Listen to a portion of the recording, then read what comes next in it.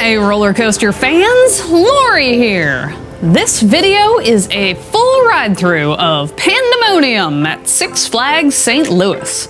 Pandemonium is a steel-spinning roller coaster that is located at 5 of the Six Flags amusement parks in the United States. This version, at Six Flags St. Louis, opened in 2007. Six Flags considers Pandemonium to be one of its moderate thrill rides, but if you ask me, there's nothing moderate about the twirls. Oh my goodness, the twirls. Get ready for a 1,351-foot track with 2 helixes and a spinning motion that ensures you never experience the same ride twice. The coaster reaches an elevation of 55 feet and a top speed of 40 miles per hour, lasting a full 1 minute and 51 seconds. To ride, you must be 42 inches tall, if accompanied by an adult, or 47 inches to ride alone.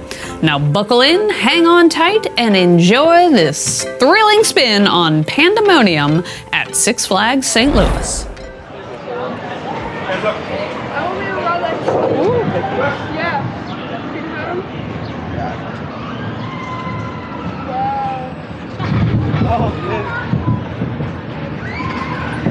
It's a little longer than I expected. Yeah, it is.